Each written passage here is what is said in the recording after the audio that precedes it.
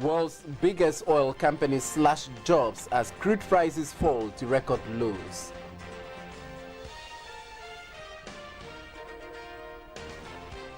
Energy Load Management Committee says available generation capacity is meeting demand.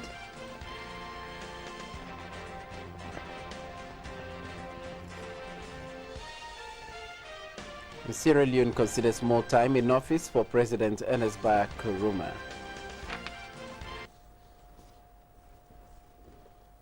It's the midpoint of the working week. Good evening. Welcome to the studios of GBC24 and GTV. It's time for the news. I'm Akushika Akwe. And I'm Conrad Kakraba. And Robert Frimpong Mansu is doing the sign language translation. GBC24 has learned that the world's biggest oil companies are slashing jobs and backing off major investment as the price of crude oil falls to new lows, and there may be more pain to come. BP has announced it is cutting 4,000 jobs. The slimming down is meant to cope with a slump in oil, whose price has plummeted to its lowest level in 12 years and is not expected to recover significantly for months, possibly years. California-based Chevron says last fall that it would eliminate 7,000 jobs, while rival Shell announced 6,500 layoffs.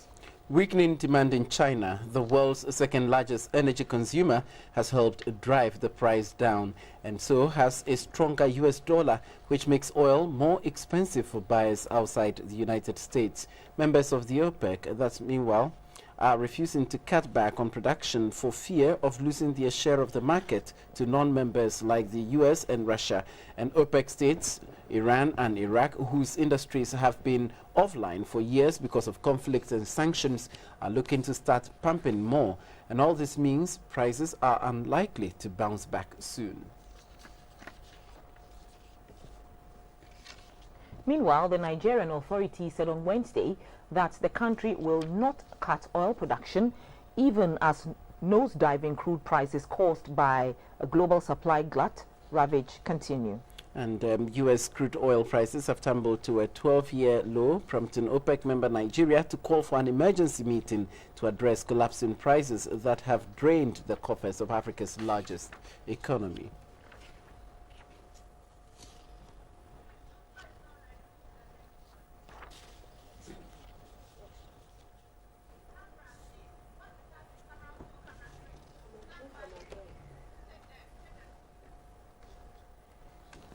Wednesday's New Year School discussed moves by the government to ensure a comprehensive national health insurance scheme structure by January 2017. A technical committee is in place to help provide universal access to quality health care.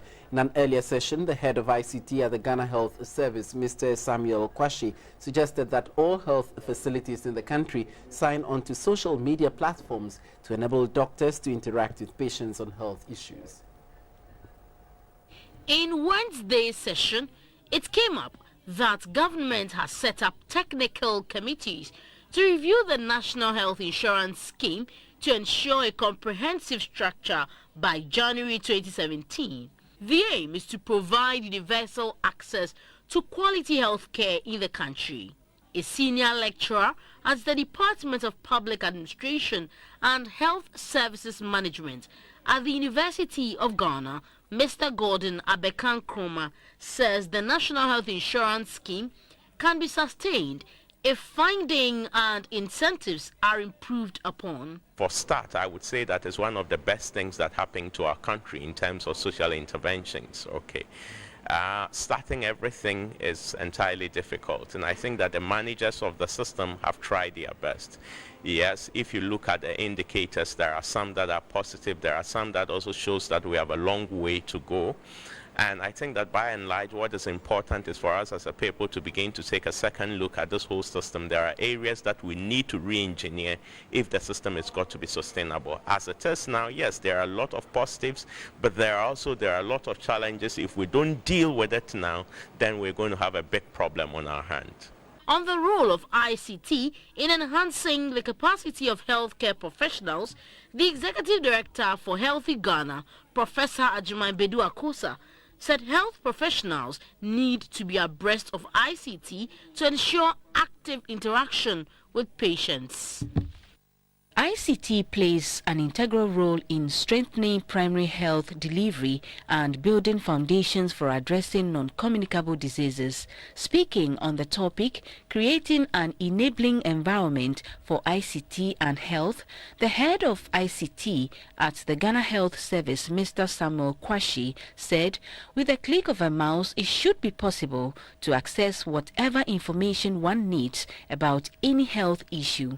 He added that if hospitals in the country are well connected onto ICT, people would not have to travel long distances to see a medical doctor on minor health cases. This is because there would be an active platform for interaction between doctors and patients. He urged hospitals to change the phase of their social media platforms. Why aren't we using social media when it comes to health promotion, managing healthy lifestyles? Facebook, YouTube, Twitter, can we make it mandatory that every doctor should have a LinkedIn account? I mean, these simple tools can be used to address major issues, but you need an enabling environment to get this to be sorted out. The 67th New Year School, underway at the University of Ghana, is under the theme Promoting Universal Health for Sustainable Development in Ghana. Is ICT the game changer? For close to 1 month, there has been no load shedding in the country. The Load Management Committee maintains, though, that it is too early to declare an end to load shedding. Presently, available generation capacity is meeting demand with a reserve margin of 146 megawatts.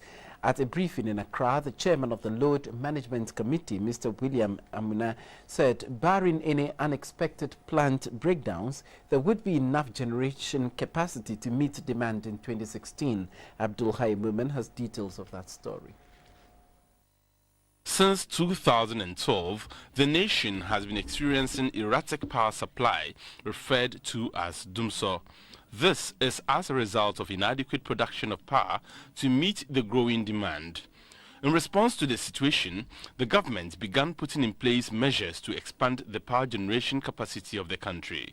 This is when the 110 megawatt TICO expansion project at Abuaze, the 225 car power project at Tema, and the 25 megawatt Trojan project came on stream. According to the Load Management Committee, for close to a month now, no load has been shed in any part of the country.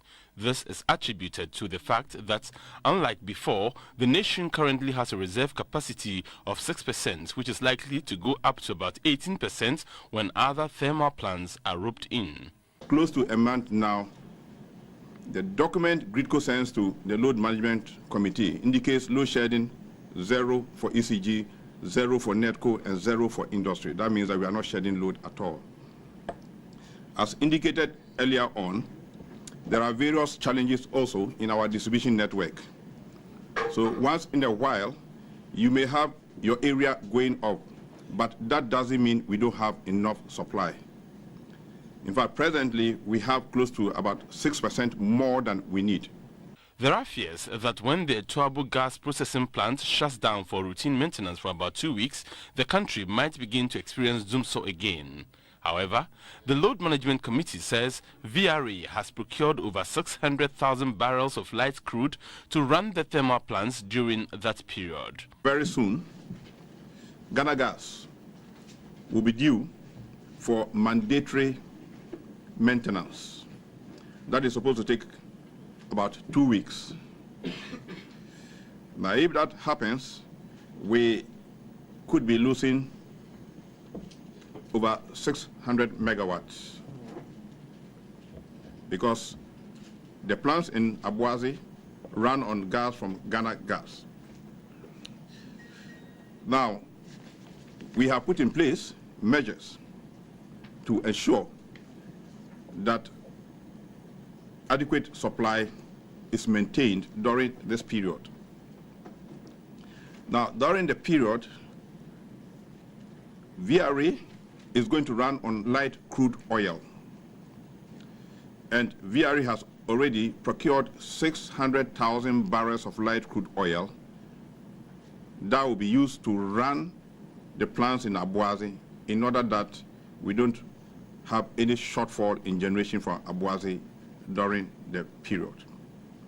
The Deputy Minister for Power, John Jinapor, said VRA will require $98 million per month to run its thermal plants. We want to appeal to the ordinary Ghanaian and everybody to continue to give us the support that you have continued to give us, so we can be able to procure this amount of crude at this huge amount in order to ensure that we are able to run the thermal plants. Notwithstanding the challenges in the power sector in Ghana, the country still remains the second country in sub-Saharan Africa with 80% of electricity penetration nationwide, second only to South Africa. Abdulhai Mumin, GBC24, Accra. The National Commission for Civic Education's program lineup for the year will focus primarily on the November elections. In Accra on Wednesday, the Deputy Chairman in charge of operations, Mr. Samuel Ekwamwa, briefed the media on its plans. Through the NCCE's efforts, many Ghanaians are informed on what is required of them as citizens of Ghana. The Commission steps up its work, especially in the electioneering year, since that is when it organizes programs to promote free, fair and peaceful elections and also educates the electorate. With the 2016 presidential and parliamentary elections drawing near, the Commission has another task ahead, and to make its work easier, it has drawn up its program lineup for the year. The Deputy Chairman in charge of operations at the NCCE, Mr. Samuel Ekwamwa, said all the programs are designed to promote peaceful elections in November. Parliamentary candidate debate will come off. This time we want to intensify work and expand to cover all the 275 constituencies. During the third quarter, even though tolerance will also be a focus in the engagement we undertake during the first and second quarters, during the third quarter we are going to intensify that and make sure that the campaign by the political parties are issue-based. A key stakeholder of the NCCE is the media, and the chairman of the National Media Commission, Mr. Kwesi John Apenting, said the commission will ensure that unwholesome programs that will trigger electoral disturbances are avoided. There are standards that are expected of people who carry content on electronic, public electronic systems, such as broadcasting. And you have to take measures to ensure that the public are at all times protected from harm in terms of minors, as we've heard, in terms of people using hate speech and all the rest and all the rest. So the point here is that we would encourage the use of delay tools to screen very bad voices. The NCCE's programs for this electioneering year are under one theme: My Ghana, the Power of One.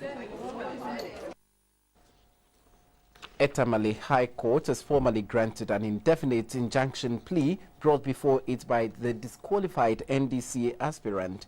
Namburi Derrick had asked the court to prevent the ruling National Democratic Congress from holding the parliamentary primary in the Bumpurugu constituency of the Northern Region until his illegal disqualification had been overturned. The aspirant, a former member of parliament for the area, was alleged to have been disqualified for joining the National Democratic Party, and as a result, the National Executive Committee dropped his name from the list of qualified aspirants seeking to lead the constituency on the ticket of the NDC in 2016.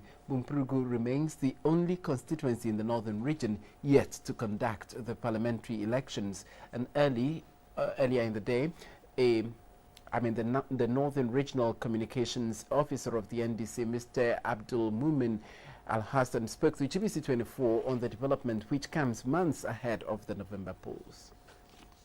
we thought that Honorable Labi had not done the honorable thing by looking at Article 1(3) of the party's constitution, by adjusting internal party conflict resolution structure of the NDC constitution before going to court.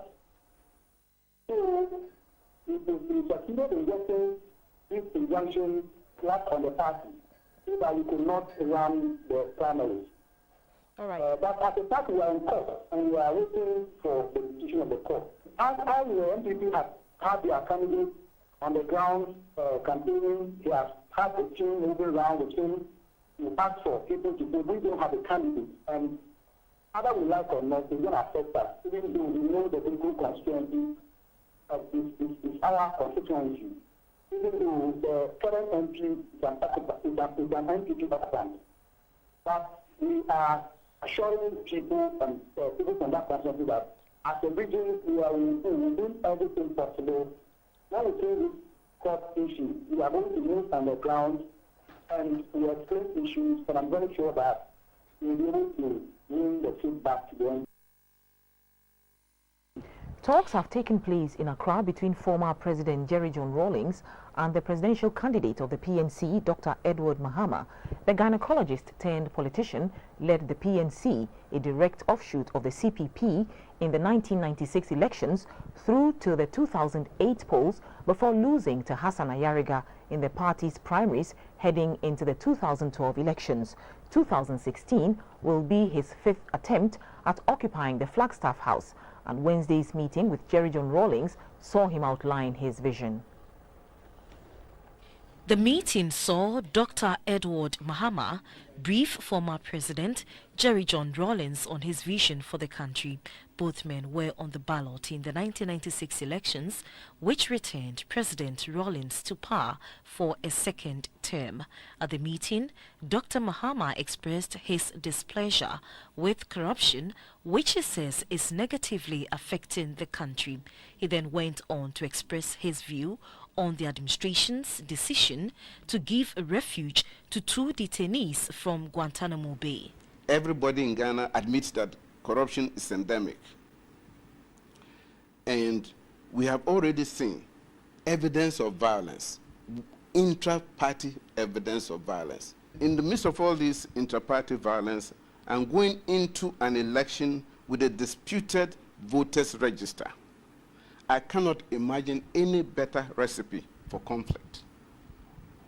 And as if we needed a catalyst for that conflict, as a nation, we have unwittingly imported elements and agents of violence from the United States of America.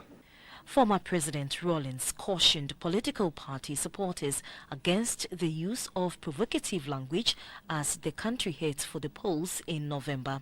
During our campaigns, we must do everything possible to prevent provocative language. Yes.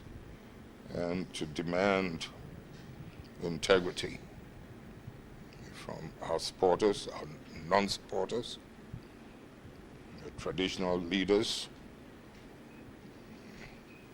and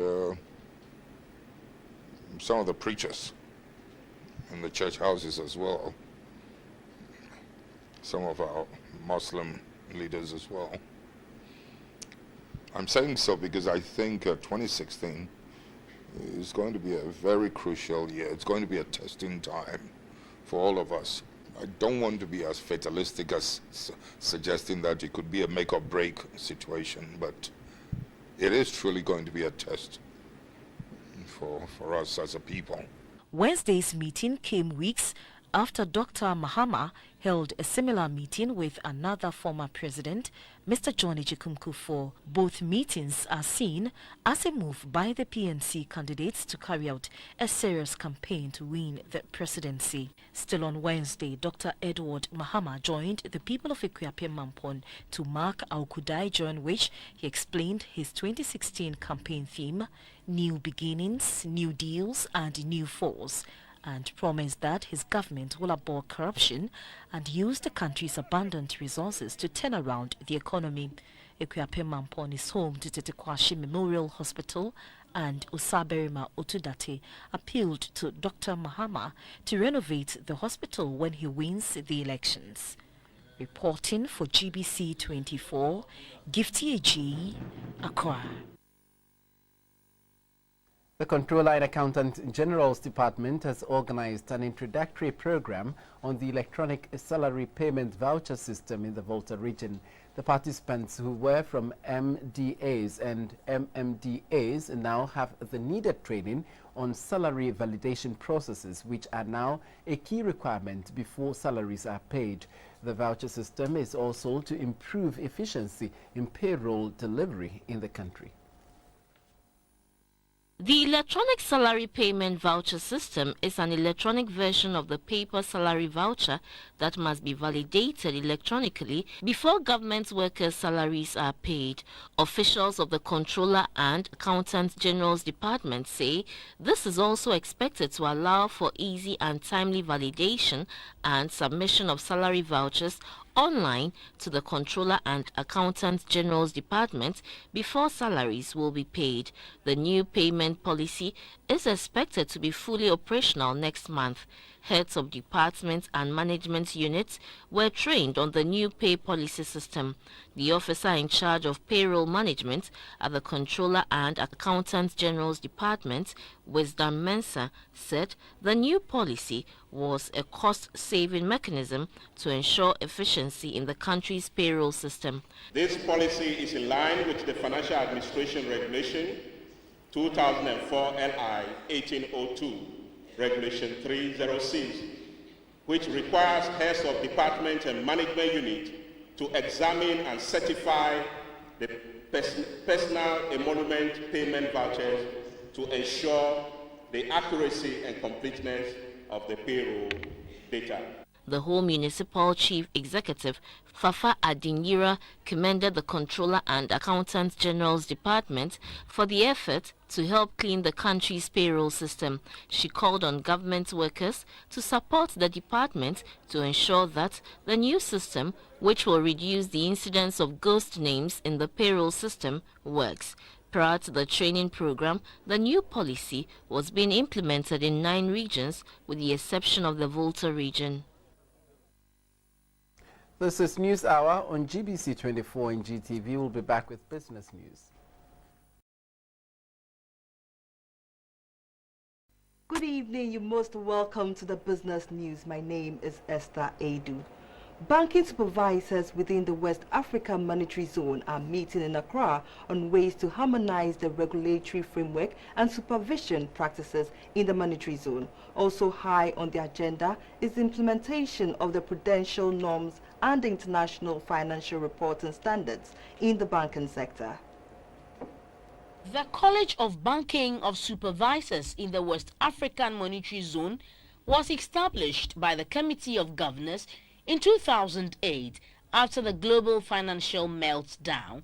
The aim is to facilitate the supervision of the operations of the various banks within the West African Monetary Zone to ensure compliance and financial discipline.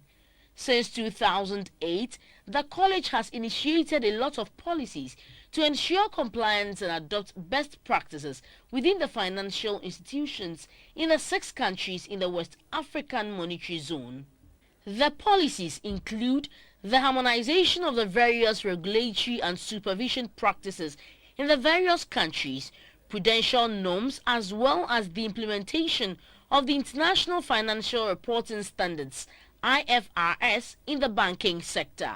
The implementation of these policies is expected to help the WAMS group have common rules and regulations and eventually create a common central bank in the zone. The Accra meeting is expected to come out with a working document that will spell out the implementation process of the various rules. The head of financial stability at the Bank of Ghana, Mr. Franklin Belnier, said harmonizing various regulations will be crucial for the financial sector of the zone.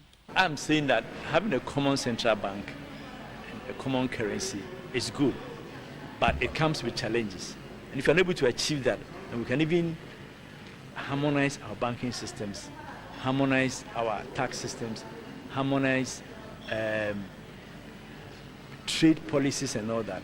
It will help economic growth in the region. The head of banking supervision at the Bank of Nigeria, Idris Abu, and the Director of Financial Integration at the West African Monetary Institute, Abdullah Bari, said non-performing loans and currency depreciations are some of the critical issues that need to be addressed in the region. Honestly, the issue of non-performing loans is very, very critical because that brings a bank to its nail within a twinkle of an eye.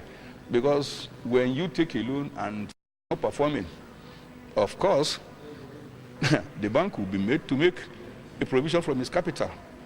And I will we'll be talking about it, that there is need to really ensure that issue of non-performing loan is tackled. The issue of high non-performing loans, which is high in some countries, like Sierra Leone, Liberia, I think, and Ghana is doing well in terms of... they've been able to bring it down. Yes, yes. So those are some of the issues that we are currently facing.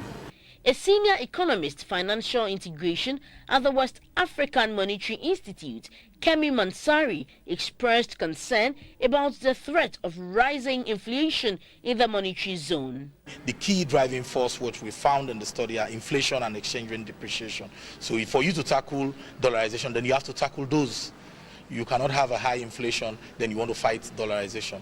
You have to pursue stable macroeconomic policies to keep inflation and exchange rate depreciation at their barest minimum. If plans go unhindered, then by 2020, the various financial institutions in the West African Monetary Zone would have been formed, bringing to two the financial zones in the ECOWAS bloc. That is, one for the English-speaking countries and the other for the French-speaking nations. In the Eastern region, the Executive Director of the Center for Scientific Research into Plant Medicine, Dr. Augustine Oklu, has asked consumers of herbal products, especially alcoholic beverages, to look out for the mark of efficacy on such products before consuming them. Dr. Oklu added it is not enough to depend on what advertisers say about a product in the media, but what state institutions mandated to carry out research on such products have stated. The Center for Plant Medicine Research, CPMR, was established by the government of Ghana in 1975. The brain behind this world-class institute was Dr. Oku Ampofo of blessed memory. He was regarded by his peers in the scientific community as an apostle of herbalism in Ghana. The center is one key institution that is mandated to, among other things, conduct scientific research into all medical herbs that is used in the country. In this connection, the center collaborates and works with herbal medicine practitioners and beverage production companies. One such company which has a long-standing relationship with the center is Casapreco. The executive director of the center, Dr. Augustine Oklu, attributed the growth and the sterling performance of Casapreco on the international market to the importance the company attaches to research, science and innovation. He therefore urged the management of the company to continue to invest in research and development. Any entity that we are taking into our body has a potential. So even though it's something that maybe people might be taking for some time, you know, our forefathers, my grandfather used it, but now you can't do anything without science. So if you think of formulating something, it's always good to add science to it. And that's what actually set Casapreco apart. They recognize the importance of science and research and technology in whatever they want to do. And it's very important because if you don't do that, even if you want to commercialize your product, you want to go international, you can't do it. You know, so that's what set the Casapreco, especially the Alumbo bitters, apart from the others. One of the flagship products of Casapreco is Alumbo bitters. The deputy director of the center, Dr. Alfred Ampoma Apia, said Alumbo bitters is a product that received a lot of attention at the research center to ensure that every property used meets international standard. Dr. Kwabneje visited the center with the idea that he wanted to produce on a commercial scale beaters with certain desirable properties. So he gave us the properties that, or the medicinal plants with certain specific properties to be in his beaters. Properties that he wanted was the final product should be able to promote vitality. The final product should be able to stimulate appetite. What he wanted was medicinal plants with those properties so that it will support the body. The Public Relations Director of the Center, Mr. Bafo Osayakutu, said Ghana has a lot to offer the world and companies like Casapreco are trailblazers and should be supported by all. What made Casapreco unique is the persistence and the consistency in the use of science. In seeking to do that, we've also seen the emergence of perhaps Ghana's most iconic beverage brand over the past 2 decades. And that's something we take particular pride in, that we are part of a Ghanaian success story, an African success story, that we can be proud of and say, look, we were part of this story. Casapreco has developed a variety of products, including Alomo bitters, Casapreco Black, Casapreco Silver, and Casapreco Gold. Of late, the company has also ventured into the soft drink market with a bouquet of products, Royal Coke and Royal Apple, making waves on the Ghanaian market. The inflation figure for December last year is 17.7%. That is a percentage increase over that of November, which stood at 17.6%. The government statistician, Dr. Philomena Nyakun, said the December figure is the second highest inflation in the year 2015 after the 17.9% recorded in July. She attributed the rise in inflation to movement in the non-food basket, mainly driven by transportation, recreation and education. Our year-on-year inflation rate for December 2015 was 17.7%. This means that the general price level over the one-year period from December 2014 to December 2015 increased by 17.7%. For November 2015, the year-on-year inflation rate was 17.6%. Now we look at the monthly change rate. We see that the monthly change rate for December 2015 was 1.1%. This suggests that the general price level went up by 1.1% between November 2015 and December 2015. For November 2015, the monthly change rate was 1.0%. For the non-food inflation rate, we started off with a figure of 23.9%. It moved to 23.0% in January 2015, was stable at the same level in February 2015, went up consistently to 24.6%. Suzuki Motor Corporation has introduced 9 new brands of vehicles onto the Ghanaian market. These include APV, Vitara, S/4, Grand Vitara, Celerio, Sears, Swift, Ertiga, and Desire.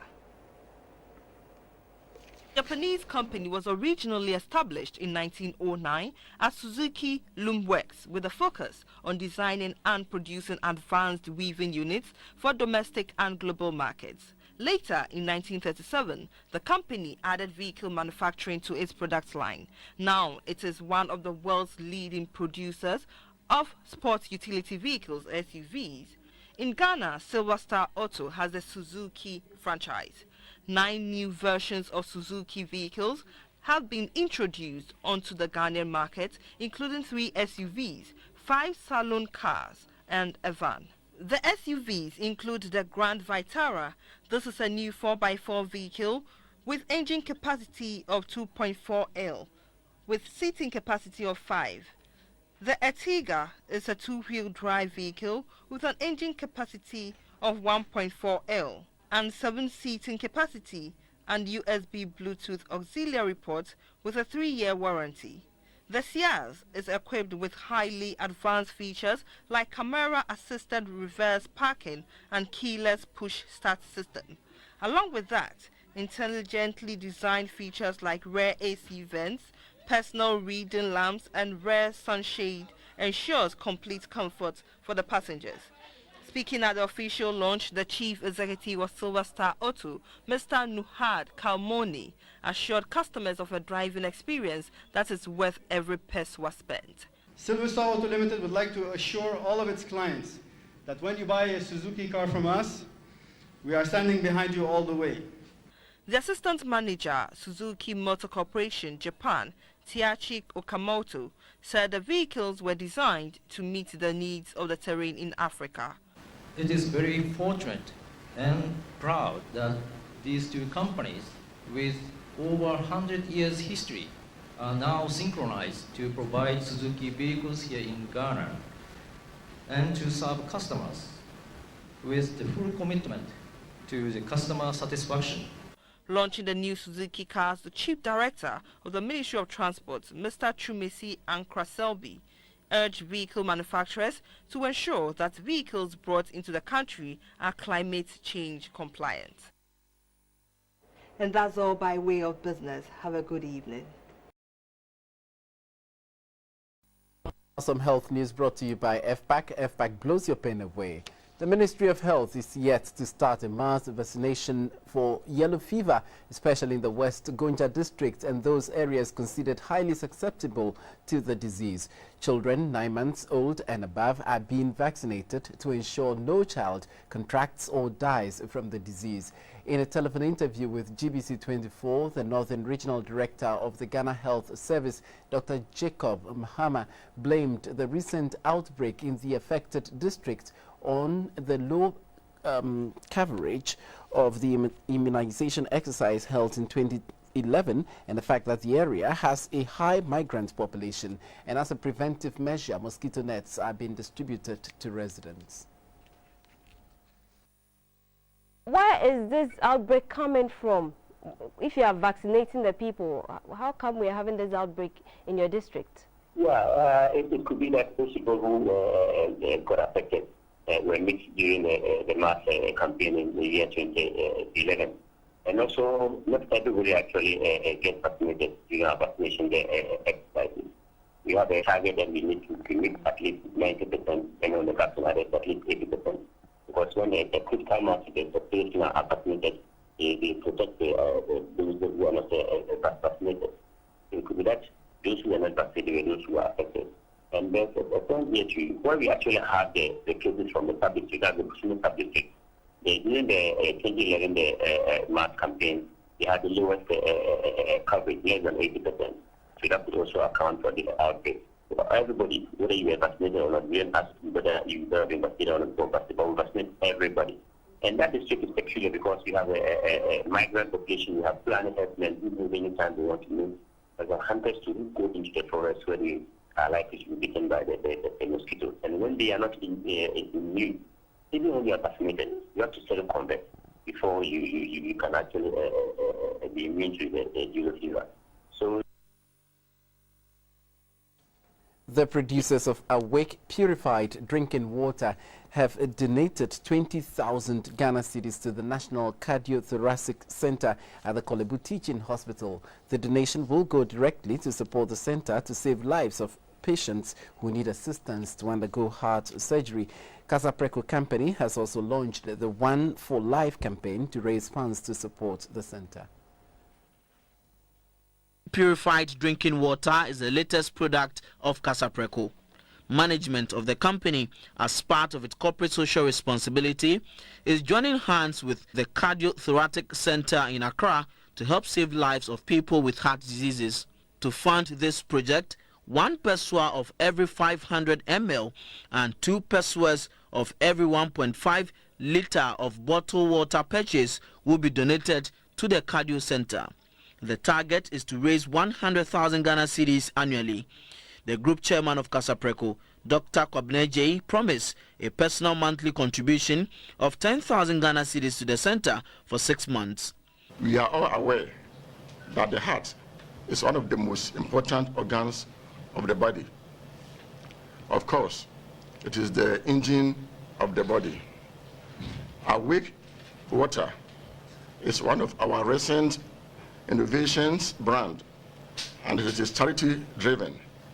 Our intention is to refresh consumers across the nation and at the same time giving back to society by donating a portion of our profit to help save lives of persons with heart conditions, hence our One for Life mantra.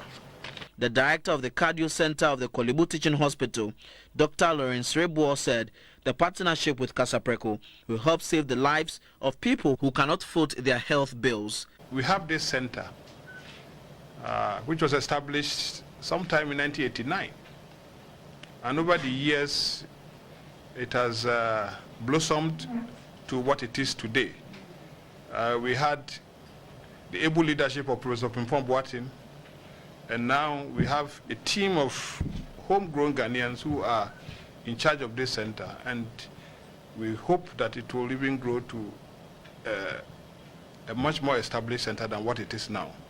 As part of the campaign to create awareness about the cardio center and its needs, the management of Kasapreko have decided that every awake bottled water will bear the logo of the hospital.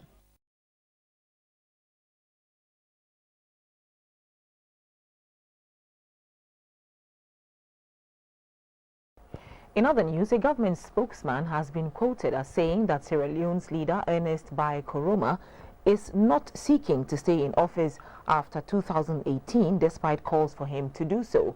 However, he hinted that the constitution could allow it if that is what the people wanted.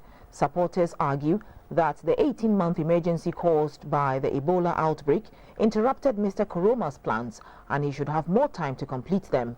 Bids by some African presidents to stay in power have led to political tension. Reports say some of his supporters, mostly rural women, are young people who have been seen in well-designed T-shirts carrying the inscription "More Time." They argue that the Constitution allows Parliament to extend a presidential term in times of war or a state of emergency. Ethiopia's government is set to abandon plans to expand the boundaries of the capital Addis Ababa, which have caused months of deadly protests. Demonstrations by people from the Oromo ethnic group have been sparked by fears that Oromo farmers could be displaced. Human rights groups have estimated that at least 140 people were killed by security forces during the protests. The ruling party in the Oromia region said it was dropping the plan following discussions with local people. The Oromo People's Democratic Organization made the decision after days of talks, and along with the Addis Ababa City Authority would have been responsible for implementing the master plan. Oromia is Ethiopia's largest region and completely surrounds the capital.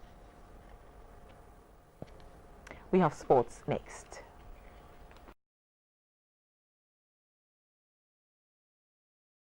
Let's talk sports. This is in partnership with Tobinco Pharmaceuticals Limited, producers of Lunat and Tornado Bitters.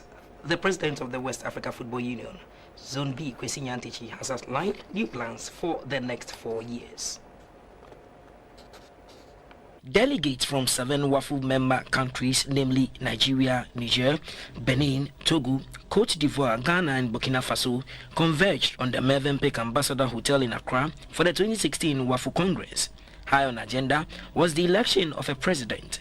2 candidates were contesting: Niger's FA President Jibrila Himan Hamidou and Ghana's FA boss Kwesi Nyantakyi, who was seeking re-election. After a closed-door session, the group voted with Mr. Nyantakyi pulling 4 out of 7 votes.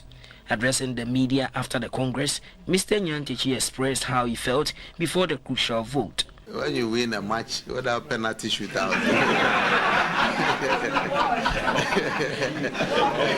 Scored the last minute. Oh, the goal was scored in injury time, or it was an offside goal, or somebody used his hand to score. It's still a win, isn't it?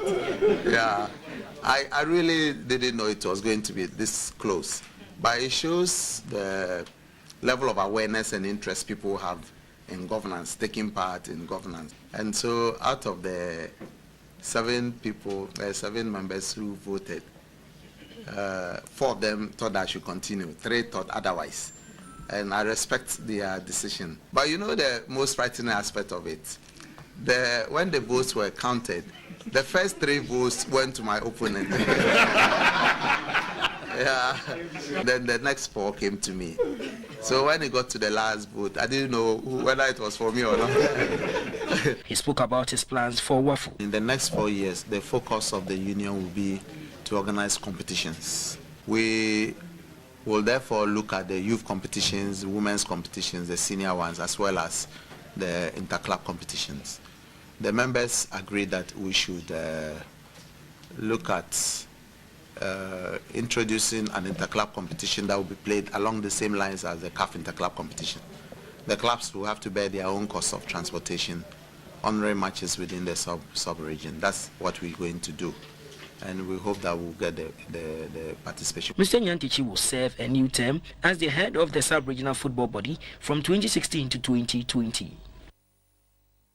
Ex-Arsenal star Sol Campbell has confirmed he will arrive in Ghana for the first time to preach peace ahead of the 2016 elections.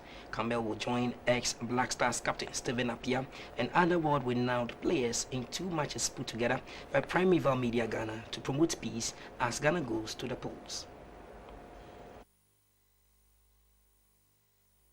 Hi Ghana, I'm Sol Campbell, former Arsenal player.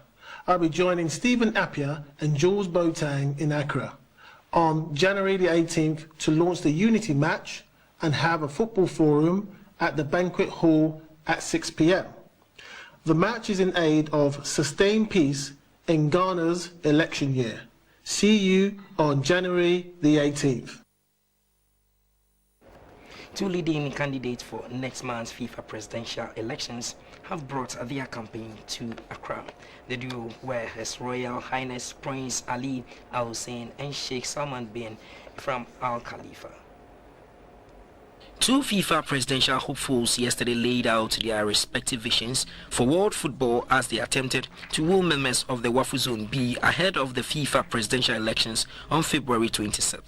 The duo, His Royal Highness Prince Ali Al Hussein and Sheikh Salman bin Ibrahim Al Khalifa. The 2 laid out their plans and objectives to WAFU Zone B delegates during a closed-door meeting at the Congress at the Mövenpick Ambassador Hotel in Accra. After the meeting, the candidates later gave journalists an insight into the messages they shared with the delegates. First was Sheikh Salman bin Ibrahim Al Khalifa. When we look at the countries that needs development, that needs support, it's a worldwide matter. We need to focus on the people who needs more support. President Blatter has been successful in introducing such programs to help the countries that are in need. But again, I think this has to continue as well. I think we focus on, let's say, the countries that are in need for support. But Asia and Africa are more or less the same. When we look at the background of the countries, the culture, and even in football, I think there is a good understanding on what needs to be done. Next was the president of the Jordanian FA, His Royal Highness Prince Ali Al Hussein. There's so much to be done in terms of supporting the sport on the continent, and obviously I'm totally committed to that, and also to having a FIFA where people are proud of, and also to have a FIFA where we have a strong leadership in the future. It's not FIFA that owns football, it's football that owns FIFA. That's all for sports.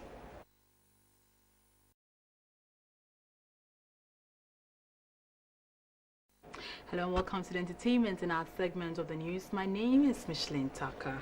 To the eye that is not too observant, an individual's choice of color may not mean much, but colors play a significant role in our everyday lives. With the help of colors, we can easily judge a person's personality because for each color worn, there will be a specific meaning or interpretation. Colors are very meaningful, and therefore we bring you some colors that mean so much to the people who wear them. Thanks for keeping company with us. Have a good evening.